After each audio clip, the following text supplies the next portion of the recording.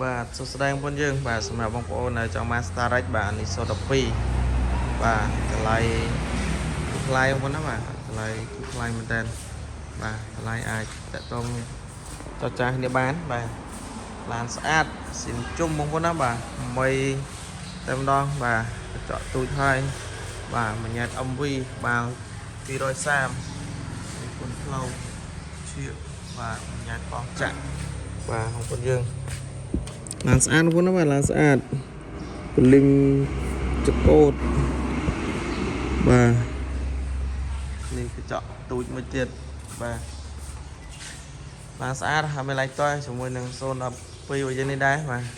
តម្លៃចែកជូនទូថ្លៃមែនទែនបាទរៀងរយគឺស្អាតមកជុំបាទធានាជូន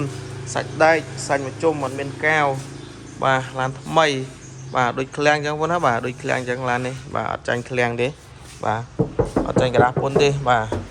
ចកសងខាងសាច់វិញសាំងសៃសុតបាទលីនចកោតហ្នឹងហើយបងប្អូនយើងបាទឡានស្អាតបងប្អូនណាអត់ទាស់ទេបាទសម្រាប់បងប្អូនដែលចង់បានឡានស្អាតអីបាទអាចតាក់ទងបានធានាតម្លៃពិសេសជូនផ្លាកលេខ CC ពេញបាទ4856បាទលេខស្អាតទេបងប្អូនយើងបាទរៀងរៅគឺមើលទៅស្អាតតែម្ដងបងប្អូនជីលេងអ្នកកោសាបាទយកជួលឲ្យចិនជួលឲ្យខ្មែរដឹកអ្វីផ្សេងបាទគឺបានតែម្ដងបាទជាមួយនឹង Starrect ដូចនេះដែរបងប្អូនទិញប្រភេទផ្លាកលេខវាខាតតិចតួចបងប្អូនទិញក្តារពុនចូលមុននឹងខាតច្រើនហើយយើងមើលផ្លាកលេខណាដែលមើលទៅសំណុំដូចឡានមួយនេះបាទគឺយើងទិញទៅយើងប្រើខាតតិចតួចបាទហ្នឹងហើយបងប្អូនយើងបាទឡានស្អាតតែម្ដងអត់មានកន្លែងទៅទេសម្រាប់បងប្អូនដែលពេញចិត្តចង់បានបាទអាចតាក់ទងមកបានបងណាបាទធានាតម្លៃល្អតម្លៃផ្សេងជូនចង់បានអាចតាក់ទងបានបងយើងបាទក្នុងក្រៅថ្មីជំនាន់ជាន់ហើយមួយសេតស៊ីនមួយជុំបាទ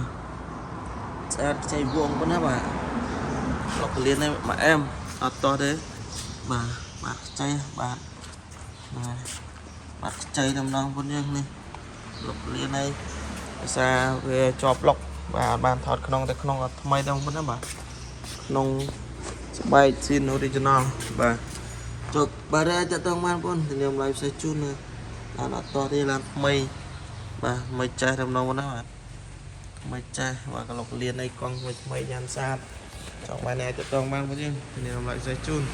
បាទអរគុណ